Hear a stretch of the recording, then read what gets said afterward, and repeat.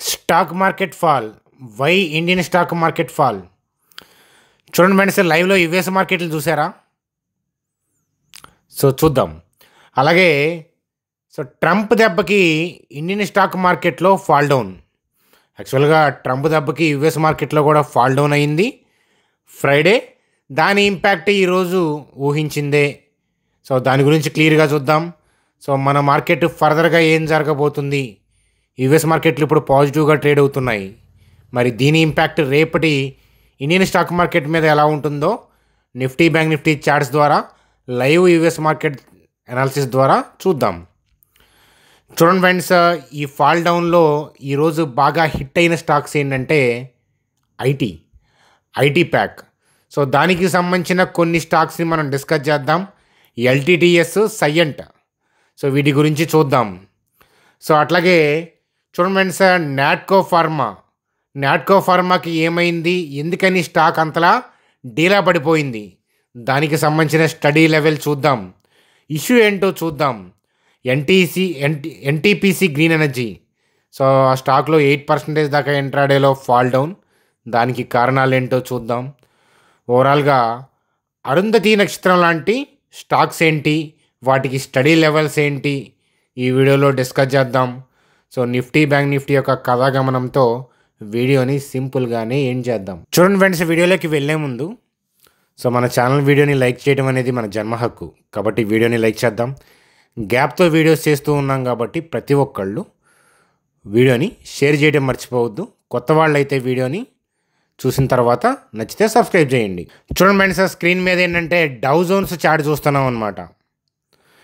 Opening అయితే gap up అయింది. కాస్త ఒక హాఫ్ అన్ అవర్, 1 అవర్ చూస్తే ఏంటంటే మూమెంట్ అర్థమవుతుంది. యుఎస్ మార్కెట్లో వచ్చిన ఫాల్ డౌన్కి కారణాలు ఏంటి అని మనం చూస్తే ట్రంప్ టారిఫ్స్. ఈ కారణంతోనే ఏంటంటే యుఎస్ మార్కెట్లో ఫాల్ డౌను.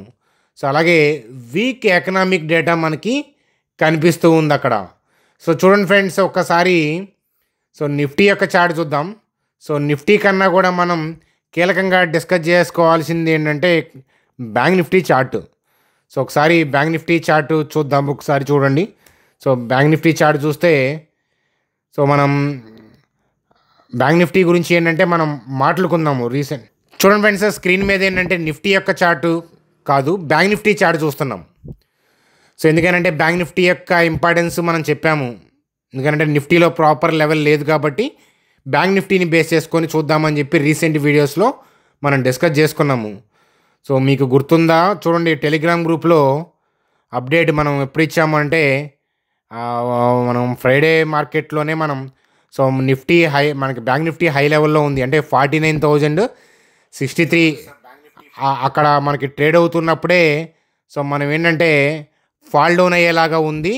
కాబట్టి 48,059 పాయింట్ ఆఫ్ వ్యూలో వెళ్ళొచ్చు అనే పాయింట్ ఆఫ్ వ్యూలో, ఎడ్యుకేషనల్ వ్యూ అంటే లెర్నింగ్ పాయింట్ ఆఫ్ వ్యూలో, demand supply concept learning point of వ్యూలో మనం డిస్కస్ చేసుకుంటూ ఉన్నాం. కాబట్టి ఆ కోవలో మనం పోస్టింగ్ అనేది పెట్టాము. F&O రిలేటెడ్ కాదు, దయచేసి అర్థం చేసుకోండి.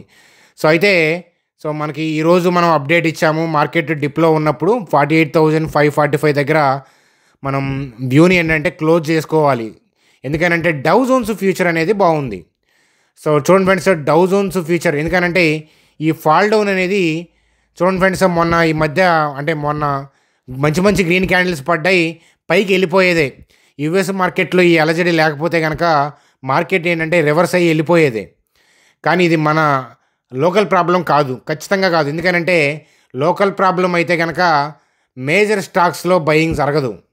చూడండి ఫ్రెండ్స్, మీరు చూస్తే కనుక మిడ్ అండ్ స్మాల్ క్యాప్స్లో కూడా చాలా స్టాక్ స్పెసిఫిక్ యాక్షన్ అనేది జరుగుతుంది.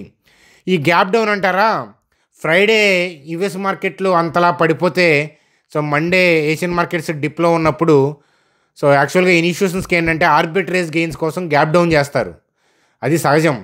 చూడండి, ఇండియన్ స్టాక్ మార్కెట్ పడితే రేపొద్దున అంటే ఇండియన్ స్టాక్ మార్కెట్ సపోజ్ ఇవాళ మధ్యాహ్నం పడిపోయింది, దానివల్ల ఏమి యుఎస్ మార్కెట్ ప్లస్ మైనస్ ఉండదు, అంతే కదా.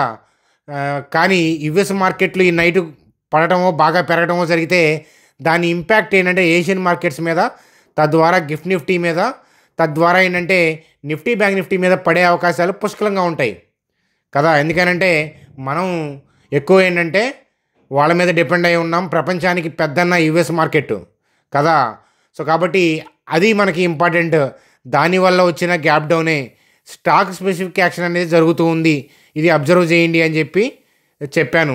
సో అలాగే బ్యాంక్ నిఫ్టీ పాయింట్ ఆఫ్ వ్యూలో కూడా మనం మాట్లాడుకున్నాము. సో అది ఏంటంటే హార్డ్లీ వస్తే ఈ లెవెల్కి వచ్చినప్పుడు మనం అబ్జర్వ్ చేయాల్సి ఉంది. సో ప్రస్తుతానికి ఏంటంటే early morning Nifty point of వ్యూలో డౌన్లో ఉన్నప్పుడే డౌ జోన్స్ ఫ్యూచర్ బాగానే ఉంది కదా అనే పాయింట్ ఆఫ్ వ్యూలో వ్యూని క్లోజ్ చేసి కాస్త వెయిట్ చేయమని చెప్పాను. సో అస్తమానం మనం అబ్జర్వ్ చేయడానికి నేర్చుకోవడానికి ఆపర్చునిటీస్ అక్కడ ఉండవు. స్టాక్ మార్కెట్లో రివర్స్ అయితే చాలా ఇబ్బంది పడతారు. ఈ గ్యాప్ డౌన్ అనేది యుఎస్ మార్కెట్లో థింగ్స్ వల్ల పడిందే. సో మనం ఏంటంటే నైట్ యుఎస్ మార్కెట్లో యొక్క క్లోజింగ్ చూసి రేపు మార్కెట్లో ఏదైనా డైనమిక్ వ్యూ ఉంటే నేను అప్డేట్ చేస్తాను. చూడండి సార్, స్టాక్స్ అంటారా, ఇన్వెస్ట్మెంట్ స్టడీ లెవెల్స్ కానీ స్వింగ్ పాయింట్ ఆఫ్ వ్యూలో ఏంటంటే మనం వీడియోస్లో డిస్కస్ చేసుకోవచ్చు ఇది నేర్చుకునే దాని క్రమంలో. కానీ ఇండెక్స్ అట్లా కాదు. మీరు ప్రపంచంలో ఎంత గొప్ప ఛానల్ చూసినా కూడా ఏంటంటే స్టాటిక్గా చెప్పిన లెవెల్స్ పనిచేయవు. ఎందుకనంటే మన మార్కెట్ ఏంటంటే మార్కెట్ కదలికలు ఏంటంటే ఏషియన్ మార్కెట్స్ మీద, అలాగే నైట్ క్లోజ్ అయిన అర్ధరాత్రి క్లోజ్ అయిన యుఎస్ మార్కెట్ల మీద ఆధారపడి ఉంటుంది కదా. కాబట్టి ఏదో సైకలాజికల్ నెంబర్ బేస్ చేసుకొని 22,500 పైన క్లోజ్ అయింది కాబట్టి రేపు ఎరగదీసిద్ది, 22,500 కన్నా కింద క్లోజ్ అయ్యి ఒక గంట నిలబడితే కిందకి వెళ్ళిపోతుంది. ఇట్లాంటి పని చేస్తున్నట్లు అనిపిస్తాయి కానీ పని చేయవు అనేది నాకు ఇనీషియల్ డేస్లోనే స్టాక్ మార్కెట్లో అర్థమైంది. నేను చెప్పింది నమ్మమని ఎప్పుడూ చెప్పను. ఎందుకనంటే నేను చెప్పింది నమ్మితే అది బిలీఫ్, కానీ మీ అంతరం మీరు నేర్చుకుంటే సో అది ట్రూత్ అనమాట. కాబట్టి నేనైతే రేపు రన్నింగ్ మార్కెట్లో చూసి ఏదైనా వ్యూ పాయింట్ ఆఫ్ వ్యూలో మార్కెట్ డైరెక్షన్ ఎటుపోతుంది, ఎడ్యుకేషన్గా మనం ఏదైనా నేర్చుకోవాలి అంటే కనుక టెలిగ్రామ్ గ్రూప్లో యాజ్ యూజువల్గా అప్డేట్ చేస్తాను. సో మీరందరూ ఫ్రీ టెలిగ్రామ్ గ్రూప్లో అంటే ఛానల్ సబ్స్క్రైబరే కాకుండా ఫ్రీ టెలిగ్రామ్ గ్రూప్లో మెంబరే కదా. కాకపోతే మీరు ఇక్కడ డిస్క్రిప్షన్లో ఉన్న లింక్ ద్వారా జాయిన్ అవ్వండి అని చెప్పి మరొకసారి చెప్తాను. చూడండి సార్, చాలామంది ఏంటంటే మీరు వీడియోలో అంతా కూడా ఛానల్ గురించి టెలిగ్రామ్ గురించి ప్రమోట్ చేసుకుంటున్నారు అని అంటే చూడండి సార్, నేనేమీ పెయిడ్ సర్వీస్ నడపట్లేదు. అలాగే టెలిగ్రామ్ గ్రూప్లో జాయిన్ అవ్వడానికి మిమ్మల్ని డబ్బులు అడగట్లేదు. సో ఎందుకంటే మార్కెట్ రన్నింగ్ మూమెంట్స్ ఇంపార్టెంట్, దాని యొక్క ఇంపార్టెన్స్ తెలుసు కాబట్టి అప్పుడప్పుడు ఏదైనా నేర్చుకునే పాయింట్ ఆఫ్ వ్యూలో మీకు వ్యూ చెప్పడానికి టెలిగ్రామ్ గ్రూప్లో పెడుతున్నాను అనమాట. సో అవసరం లేని వాళ్ళు ఇగ్నోర్ చేయండి, ఛానల్కి అన్సబ్స్క్రైబ్ చేసుకోండి. అలాగే ఏంటంటే టెలిగ్రామ్ గ్రూప్లో కూడా జాయిన్ అవ్వద్దు. సో ఇబ్బంది ఏం లేదు, అక్కడ నేర్చుకుందాం టెక్నికల్ థింగ్స్, వెబినార్లు అవి అటెండ్ అవుదాం అనుకునే వాళ్ళే ఆ గ్రూప్లో రండి అని చెప్తారనమాట. ఎందుకంటే నిఫ్టీ బ్యాంక్ నిఫ్టీ అనేది డైనమిక్గా పనిచేస్తుంది. ఇన్స్టిట్యూషన్స్ ఏంటంటే వాళ్ళ దగ్గర హ్యూజ్ క్వాంటిటీ ఉంటుంది కాబట్టి మార్కెట్ డైరెక్షన్లో ఏదైనా వ్యూ వాళ్ళు చేంజ్ చేసుకుంటున్నప్పుడు రెట్టింపు క్వాంటిటీతో వాళ్ళు ఏంటంటే కిందకి వెళ్తారు, మళ్ళీ కావాలంటే రెట్టింపు క్వాంటిటీతో పైకి వెళ్తారు. వాళ్ళు డైనమిక్గా కదలికలు ఉన్నప్పుడు ఏంటంటే మనం కూడా డైనమిక్గా అబ్జర్వేషన్ చూడాలి. అంతేగాని నేను గిరిగీసుకొని కూర్చుంటానంటే సో అక్కడ అవ్వదు. సో ఈ ఫాల్ గురించి మీకు ముందుగానే హెచ్చరించడం అనేది జరిగిందనమాట. బాటమ్ గురించి మనం డిస్కస్ చేసుకున్న యుఎస్ మార్కెట్లో ఉన్న ప్రాబ్లం కానీ, అలాగే మార్కెట్లో ఏంటంటే ఆ బాటమ్ ఏరియాలో 3 days కన్నా ఎక్కువ ఉండకూడదు అని ఈ వీడియోలో మీకు చెప్పాను. పొంచి ఉన్న ప్రమాదం అని చెప్పి నెక్స్ట్ డే టెలిగ్రామ్ గ్రూప్లో అప్డేట్ ఇస్తానని చెప్పి టెలిగ్రామ్ గ్రూప్లో ముందుగా అప్డేట్ ఇచ్చాను కదా. సో అంతే కదా, అంతేగాని బోటమింగ్ అయింది కొనుక్కోండి పైకి వెళ్తుందని నేనేం చెప్పలేదు కదా. ఇన్వెస్ట్మెంట్స్ అంటారా, ఇన్వెస్ట్మెంట్ పాయింట్ ఆఫ్ వ్యూలో ఏంటంటే స్టాక్ స్పెసిఫికేషన్ ఎప్పుడైనా మనం చేసుకోవచ్చు.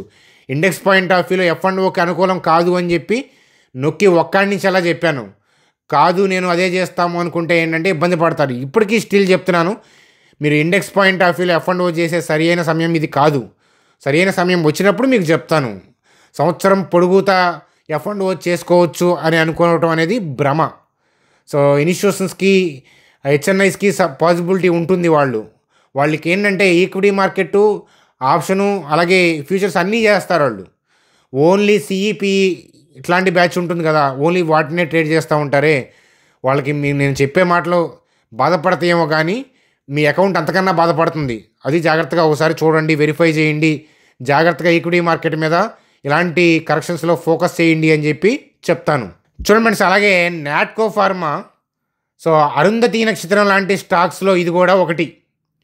సో ఎందుకనంటే అస్తమానం ఇంతలా డిప్ అవ్వదనమాట. చూడండి ఫ్రెండ్స్, సేల్స్ గ్రోత్ ఉందా లాస్ట్ 10 ఇయర్స్ బాగుంది. ఆపరేటింగ్ ప్రాఫిట్ బాగుందా బాగుంది. మార్జిన్స్ కూడా ఇంప్రూవ్ అవుతా వెళ్తుంది చూడండి. 50%, 44. సో చూడండి బాగుంది. సో అలాగే నెట్ ప్రాఫిట్లు బాగున్నాయి. సో నాట్కో ఫార్మా యొక్క ప్రైస్ టు ఎర్నింగ్ చూడండి 7లో ఉంది. పీజీ రేషియో చూస్తే అండర్లో ఉంది. బ్యాలెన్స్ షీట్లో చూస్తే కనుక సో క్యాష్ రిజర్వ్స్ ఉన్నాయి. సో ఆల్మోస్ట్ ఏంటంటే డెట్ ఫ్రీ కంపెనీ కదా. సో చూడండి ఫ్రెండ్స్, నాట్కో ఫార్మాకు ఉన్న ఇబ్బంది ఏంటంటే రీసెంట్ క్వార్టర్లీ చూస్తే రీసెంట్ క్వార్టర్లో ఏంటంటే సో ప్రీవియస్ క్వార్టర్తో కంపేర్ చేస్తే చాలా డీవియేషన్ ఉంది. అందుకని అంతలా పడిపోయింది. కానీ ఒక సింగిల్ క్వార్టర్ డిప్ అవడం ఈ స్టాక్కి కొత్త ఏమి కాదు. అంటే కాన్స్ గురించి మాట్లాడాలి అని అంటే రీసెంట్ క్వార్టర్ డిప్ అయింది. కానీ మీరు జాగ్రత్తగా అబ్జర్వ్ చేస్తే ఈ stock 1 to 2 quarters 3 quarters dip అయిన సందర్భాలు చాలాసార్లు ఉన్నాయి అన్నమాట. సో అలాగే ఈ స్టాక్ గురించి నేను 2015 ఆ టైంలో నేను స్టాక్ మార్కెట్లో కొత్తగా వస్తున్నప్పుడు నేర్చుకుంటున్నప్పుడు బిగినింగ్ డేస్లో చెప్పేవాళ్ళు అనమాట. హెచ్డిఎఫ్సి సెక్యూరిటీస్ వాళ్ళు చెప్తుండేవాళ్ళు. అంటే మనకి ఫార్మర్ సీఎం అయిన జగన్మోహన్ రెడ్డి గారి స్టాక్ ఇది అని చెప్పి, అంటే తన పోర్ట్ఫోలియోలో వన్ ఆఫ్ ది స్టాక్గా ఇది చెప్పేవాళ్ళు అనమాట. అలాగే మన కమెడియన్ అయిన బ్రహ్మానందం గారి పోర్ట్ఫోలియోలో కూడా వన్ ఆఫ్ ది స్టాక్గా చెప్పేవాళ్ళు అనమాట. తెలుసు కదా, బ్రహ్మానందం గారికి అప్పట్లోనే 300 crores అరౌండ్ పోర్ట్ఫోలియో ఉండుండేది. అర్థమవుతుందా? ఇప్పుడు ఎంతో నాకు తెలియదు. అలాగే ఫార్మర్ సీఎం అయిన జగన్మోహన్ రెడ్డి గారి పోర్ట్ఫోలియోలో నాట్కో ఫార్మా స్టిల్ ఉందో లేదో కూడా నాకు తెలియదు. అయితే అప్పుడు నేను విన్న మాట అనమాట. సో అయితే నాట్కో ఫార్మా పాయింట్ ఆఫ్ వ్యూలో కదలికలు అనమాట. కదలికలు ఏంటంటే ఎవరో ఇన్స్టిట్యూషన్స్ యాక్టివిటీ అనేది ఒక్కసారి చూపిస్తాను చూడండి. NATPH. So institutions activity start అవుతుందేమోనని నాకు మార్నింగ్ అనిపించి ఒకసారి డీమ్యాట్ గ్రూప్ వాళ్ళకి ఎగ్జాంపుల్స్ నేను చెప్తానని చెప్పాను కదా, ప్రోస్ ఏంటి కాన్స్ ఏంటి చెప్తానని చెప్పేసి మీకు 9:43కి పోస్ట్ పెట్టడం అనేది జరిగింది. ఒకసారి అబ్జర్వ్ చేయండి. చూడండి ఫ్రెండ్స్, ప్రోసు కాన్స్ చూసుకోండి, రీసెర్చ్ మీరు చేసుకోండి. అలాగే మీకు ఏదైనా డౌట్ ఉంటే మీ ఫైనాన్షియల్ అడ్వైజర్ని కలవండి. చూడండి ఫ్రెండ్స్, మీకు ఫైనాన్షియల్ అడ్వైజర్ ఉన్నారా లేదా నాకు తెలియదు, కానీ అలా కలవమని చెప్పి మేము చెప్పాలి. So as per the government rules దానికి కూడా ఫీల్ అవుతున్నారు. నేనేం అంటే తెలియక అదేంటంటే ఆ స్టేట్మెంట్కి మీనింగ్ కూడా తెలియదు, డిస్క్లైమర్ అనే పాయింట్ ఆఫ్ వ్యూలో కూడా తెలియదు అనమాట. అదనమాట. కాబట్టి మేము మాత్రం ఏంటంటే మిమ్మల్ని ఎడ్యుకేట్ చేయగలము, అంతేగాని బై సెల్ మేము చెప్పకూడదు. వ్యక్తిగతంగా నాకు అది ఇంట్రెస్ట్ కూడా లేదు. ఎందుకంటే మీకు ఆ స్టాకు తాలూకా ఇన్ఫర్మేషన్ ఇస్తే ఏంటంటే అలాంటి స్టాక్స్ మీరు 10 ఎతుకుతారు, అంతే కదా. సేమ్ థింగ్ ఏంటంటే బై సేల్ ఎవరైనా చెప్పారనుకోండి, సపోజ్ ఇంకో చోట ఎక్కడ దొరికింది మీకు, మీరు కొనగలరు, బై చేయగలరు, సేల్ చేయగలరు. కానీ హోల్డ్ చేయాలంటే మీ నాలెడ్జీ లేదా మీ ఫైనాన్షియల్ అడ్వైజర్ సపోర్టు ఇది మాత్రమే ఏంటంటే మీకు ఎప్పటికైనా పనికొస్తాయి అన్నమాట. సో కాబట్టి నేను పోస్టింగ్ పెట్టిన తర్వాత బాగా ర్యాలీ వచ్చింది, కానీ ఆ మూమెంట్ని క్యాప్చర్ చేశాము, ఆ మూమెంట్ని అబ్జర్వ్ చేస్తారని నేను పోస్ట్ పెట్టాను. సో అది ఒకసారి చూడండి. ఎవరైతే డీమ్యాట్ గ్రూప్లో వెబినార్లు అటెండ్ అవుతున్నారో వాళ్ళు ఇది ఎగ్జాంపుల్ పాయింట్ ఆఫ్ వ్యూలో చూస్తారని, అది బైసేల్ రికమెండేషన్ లాగా కాకుండా నేర్చుకునే పాయింట్ ఆఫ్ వ్యూలో ప్రోసు కాన్స్ చూస్తారని ఆశిస్తున్నాను. చూడండి, మీలో ఎవరికైనా ట్రేడింగ్ అకౌంట్, డీమ్యాట్ అకౌంట్ లేకపోతే మీరు చూస్తున్న వీడియో కింద డిస్క్రిప్షన్లో ఏంజెల్ లింక్ ఇచ్చాను చూడండి. మొబైల్ నెంబర్ ఎంటర్ చేసి ఓటీపీ ఎంటర్ చేసి కంటిన్యూ క్లిక్ చేస్తే 10 minutesలో అకౌంట్ ఓపెన్ అవుతుంది.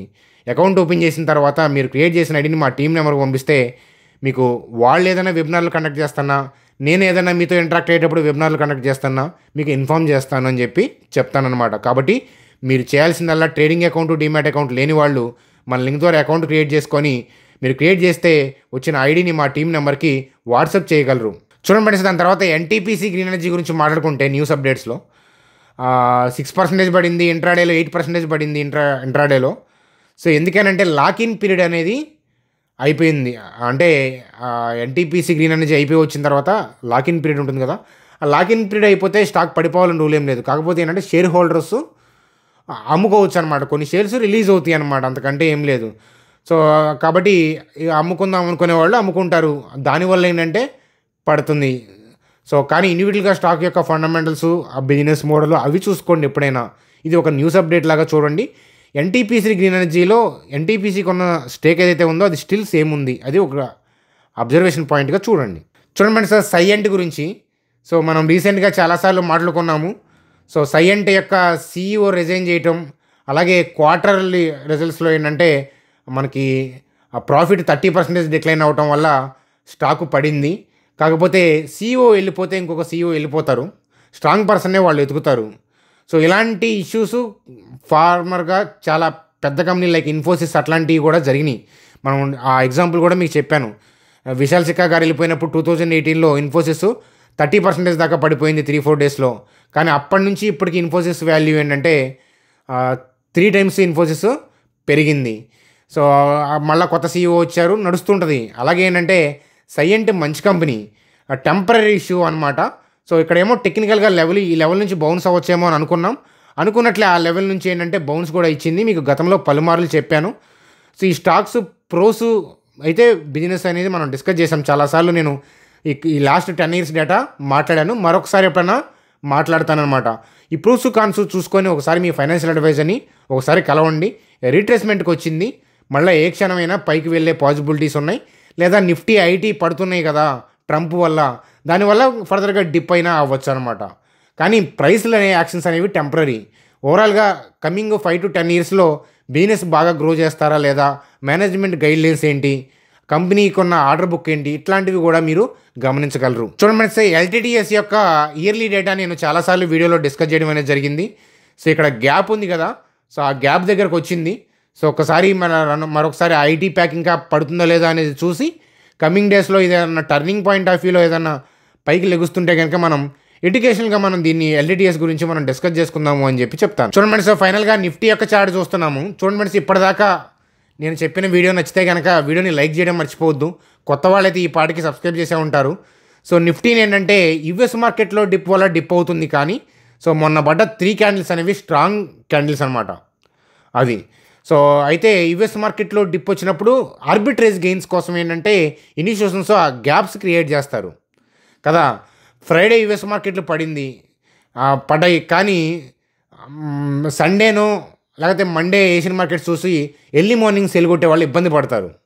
ఎందుకంటే గ్లోబల్ క్యూస్ డౌన్ అయితే మార్కెట్ ఓపెన్ అవడమే డిప్లో ఓపెన్ అవుతుంది. కాబట్టి అక్కడి నుంచి ఫర్దర్గా ఎంతగా డౌన్ అవుతుంది అనేది చూస్తే చాలా కొద్దిగానే వెళ్ళింది. కాబట్టి ఏంటంటే ఇబ్బంది పడతారు. సో యుఎస్ మార్కెట్లు గ్రీన్గా క్లోజ్ అయ్యి పైకి వెళ్ళింది అనుకోండి, ఒకసారి లైవ్ మార్కెట్లో ఒకసారి యుఎస్ మార్కెట్ యొక్క కదలిక ఏంటో చూద్దాం. సో డౌ జోన్స్ చార్ట్ ఉంది.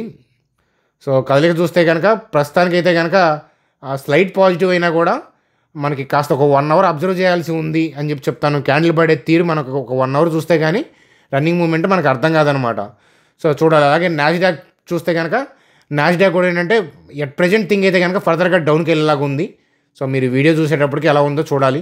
మనకి ఓవరాల్గా ఏంటంటే యుఎస్ మార్కెట్లో డిప్ వల్ల ఐటీ ప్యాక్ కనుక డిప్ అయితే సో ఆ స్టాక్స్ పాయింట్ ఆఫ్ వ్యూలో స్పెసిఫిక్గా ఏంటంటే కరెక్షన్స్లో మంచి బ్యూటిఫుల్ స్టాక్స్ లోయర్ వాల్యుయేషన్స్లో దొరికే పాసిబిలిటీస్ ఉంటాయి. వాటి కోసం వెతకండి. ఇండెక్స్ పాయింట్ ఆఫ్ వ్యూలో ఏంటంటే టెలిగ్రామ్ గ్రూప్లో ఏదైనా రన్నింగ్ మూమెంట్ ఉంటే దాన్ని మీకు నేర్పించే విధంగా చెప్తాను, ఎడ్యుకేట్ చేసే ప్రయత్నం చేస్తాను. సో స్టాటిక్గా చెప్పడానికి అలాంటి పరిస్థితులు ఇప్పుడు లేవు, ఉన్నప్పుడు మనం డిస్కస్ చేసుకుందాము అని చెప్తాను. సో అది ఫ్రెండ్స్ మనకి ఈరోజు వీడియో. సో మీకు ఏదైనా వీడియో మీద అభిప్రాయాలు ఉంటే కామెంట్ సెక్షన్లో తెలియజేయండి. Bye friends, good day.